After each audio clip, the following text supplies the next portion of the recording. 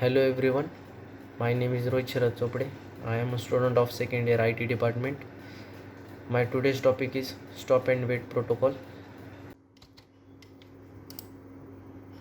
Let's see the first flow control protocol, the stop and wait protocol. We will start the session with the outcomes. In today's lecture, we have two outcomes. We will see what are they. Upon the completion of the session, the learner will be able to outcome number 1 understand the working of simple stop and wait protocol, and outcome number 2 understand the problem with simple stop and wait protocol. We will start the various protocols of flow control mechanism. We know there are protocols for flow control pertaining to noiseless channels and noisy channel. Simplest protocol and stop and wait protocol are the flow control protocol in noiseless channel, and stop and wait ARQ, go back and ARQ, and selective repeat ARQ for the noisy channel. We will be focusing on the stop and wait protocol. Let's start with what is stop and wait protocol. We know very well that the stop and wait protocol is a flow control protocol where flow control is one of the services of data link layer. The first point is the stop and wait protocol is the data link layer protocol for transmission of frames over noiseless channel, and then it provides unconditional data transmission with flow control facilities. But this protocol will not focus on any error control facilities. Unidirectional data transmission means either sending or receiving will take place at a time. Both sending and receiving will not happen at a time. That is why this stop and wait protocol is referred as a unidirectional data transmission flow control protocol. And what is the idea behind the stop and wait protocol? The idea behind stop and wait protocol is very straightforward. It is after sending one frame, the sender will not send any other frame, and it waits for an acknowledgement before transmitting the next frame. Suppose if there is a sender, the sender will send exactly one frame, and the sender will not send any frame before receiving an acknowledgement. That is the idea behind the stop and wait protocol.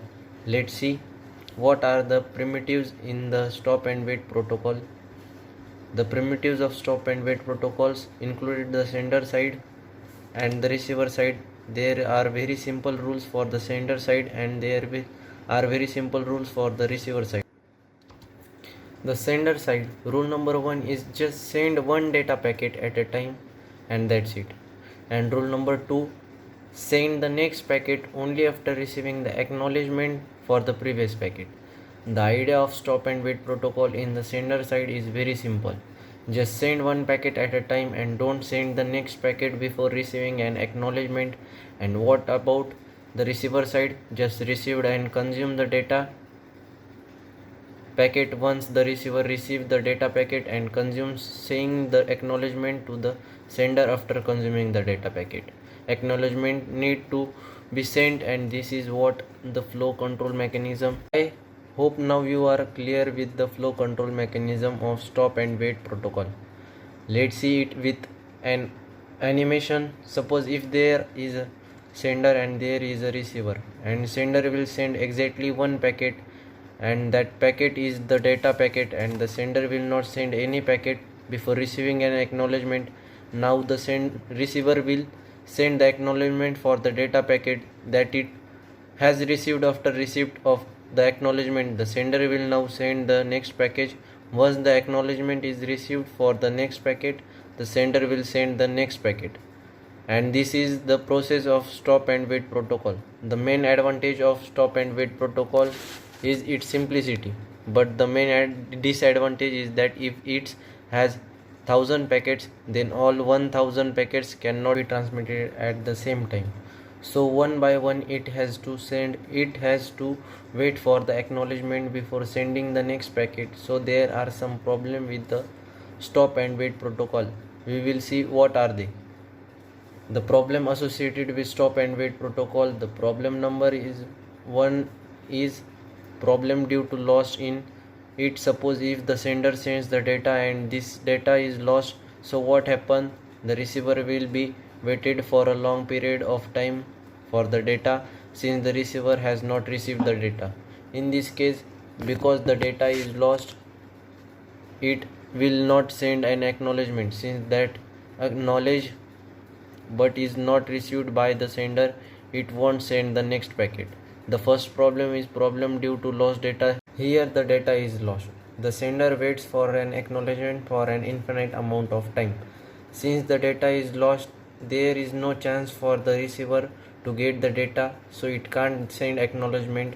Also, so here the sender is also waiting for an infinite amount of time for the acknowledgement, and receiver is also waiting for an infinite amount of time for the data. So that's the first problem. Now let's see the problem number 2. The sender problem is the problem due to lost acknowledgement. In this case, the sender has sent the data and the receiver has sent the acknowledgement, but here the acknowledgement is lost due to some problem in the network. So what happened? The receiver will be waiting for an infinite amount of time for the acknowledgement. There is no chance for the sender to receive that acknowledgement because that acknowledgement is lost. So there is no chance for the sender to send the next package, because the idea of stop and wait protocol is it won't send any packets before receiving the acknowledgement of the previous button. So the problem number 2 is the sender is waiting for an infinite amount of time for the acknowledgement. Let's see what's the last problem of stop and wait protocol.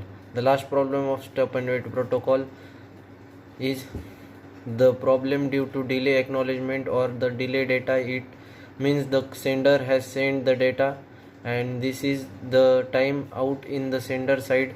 So till the time out, there is no chance for the acknowledgement to be received by the sender, but the receiver has sent acknowledgement, and this acknowledgement is received by the sender, and there are chances for the sender to wrongly consider that this is the acknowledgement of some other data packet. So the problem is due to the delayed acknowledgement or delayed data, that is after timeout on the sender side. Here this is the time it has sent the data packets, and this is the time it can be wait for that acknowledgement. So after timeout on the sender, a delay acknowledgement might be wrongly considered as an acknowledgement of some other data packet.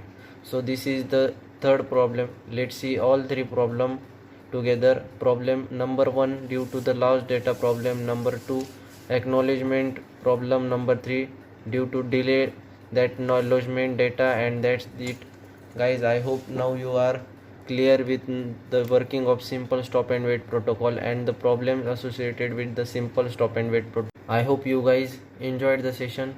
So bye and thank you.